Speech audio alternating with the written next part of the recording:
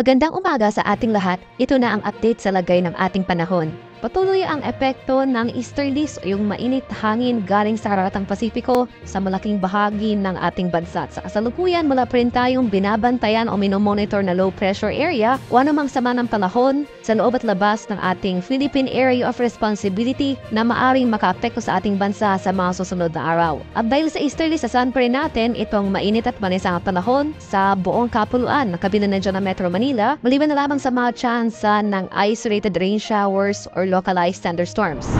At para naman sa magiging lagayan ng ating panahon ngayong araw dito sa Luzon, dahil sa easterly sa sunpray natin, itong mataas na maximum temperatures pagsapit ng tanghali hanggang sa hapon. May mga tagulan pa rin tayo nga posibleng maranasan na dulot ng thunderstorms pagsapit ng late afternoon hanggang sa gabi. Temperature forecast para sa lawag ngayong araw, posibleng maglaro mula 25 to 33 degrees Celsius. 24 to 36 degrees naman dito sa Tagagaraw at 17 to 25 degrees Celsius sa Baguio City. Metro Manila, agwat ang temperatura ngayong araw, posibleng maglaro mula 25 to 35 degrees Celsius. 23 to 33 degrees naman dito sa Tagaytay at 25 to 32 degrees Celsius sa Legazpi City.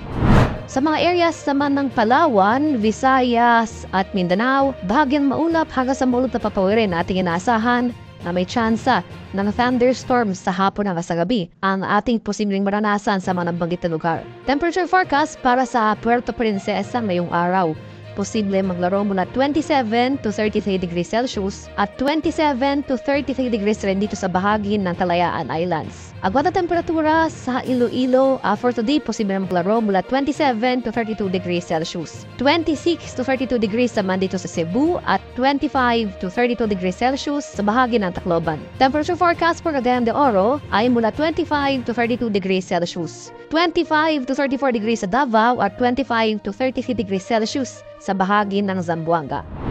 At sa kalagayan natin karagatan, wala pa rin gale warning na nakataas sa anumang baybay na ating kapuluan, banayad hanggang sa katamtamang pag-alon na ating inaasahan sa malaking bahagi ng ating bansa. Kaya malayang makapalaot ang ating mga kababayang mangingisda at may mga maliliit na sasakyang pandagat. Ngunit iba yung pag-ingat pa rin sa ating mga kababayan na maglalayag sapagkat meron tayong offshore thunderstorm activity at yung mga pagulan sa ating mga dagat baybayin. Asahan natin ang bahagyang paglakas ng ating mga hangin, kakibat nito ang bahagyang pagtaas rin ng ating mga alon. Para naman sa ating 3-day extended weather outlook sa mga piling lugar ng ating bansa, buong Luzon sa mga areas ng Metro Manila, Baguio City at Legazpi City magpapatuloy itong mainit at malinsahang panahon for the next 3 days. Kaya payo na lang sa ating mga kababayan kung maaari iwasan po natin ang outdoor activities sa mga oras ng 12 p.m. to 3 p.m. dahil ito yung time period kung saan naitatala natin ang maximum temperature for the day. At kung hindi mo maiwasan ang outdoor activities ay uminom tayo ng maraming tubig, stay hydrated po tayong lahat at magsuot tayo ng light colored clothes at manatili tayo sa well-ventilated areas para maiwasan ang panganib ng heat stroke sa ating mga katawan.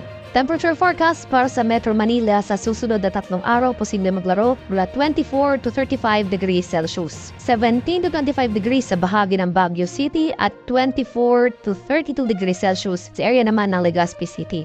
Magpapatuloy rin itong mainit at malinsahang panahon sa buong Visayas sa mga areas ng Metro Cebu, Iloilo at Tacloban City sa susunod na 3 araw, maliban na lamang sa mga tsansa ng late afternoon rain showers or thunderstorms. Posible magtagal yan hanggang sa gabi. Ngunit yung mga pakulan na ito ay biglaan at panandalian lamang. Temperature forecast para sa Metro Cebu sa susunod na 3 araw, posible maglaro from 25 to 32 degrees Celsius. 26 to 32 degrees naman dito sa Iloilo City at 25 to 32 degrees Celsius sa bahagi ng Tacloban City. Sa mga areas naman ng Mindanao, more in particular sa mga areas ng Metro Davao, Cagayan de Oro at Zamboanga City, asan pa rin natin itong fair weather conditions for the next 3 days. Ngunit especially dito sa eastern side ng Mindanao, sa mga regions ng Davao at Caraga, inasahan natin ang mataas na tsansa ng thunderstorm activity dahil nga itong easterlies ang nakakaapekto sa malaking bahagi ng ating bansa. So itong mga thunderstorm activity na ito, posible nating maranasan sa hapon hanggang sa gabi.